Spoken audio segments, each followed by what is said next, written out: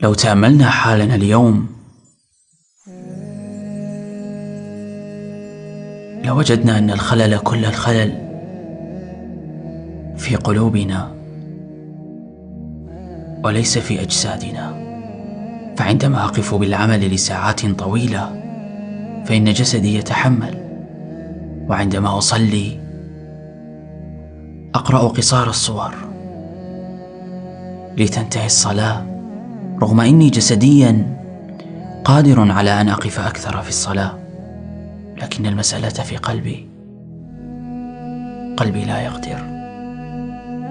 وعندما أصحو طوال هذه السنوات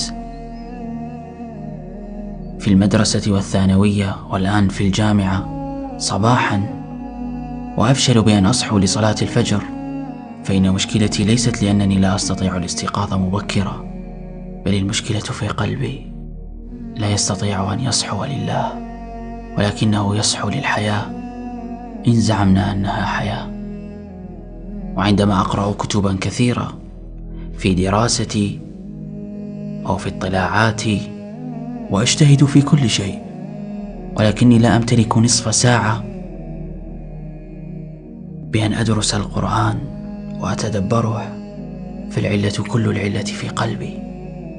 وعندما أجد الوقت الكافي للتصفح في الهاتف والتحدث والضحك، فإن العلة ليس لأني لا أجد وقتا كافيا للطاعات، ولكنه قلبي. العلة هنا، لا يمتلك وقتا ليفكر بالطاعات. وعندما أحفظ دروسي جيدة وأذهب للامتحان لأنجح به، أنسى أنني ربما في طريقي إلى الامتحان قد أموت لأمتحن بمادة أخرى قصرت بها طوال حياتي وقد ولدت لأجلها، ألا وهي طاعة الله.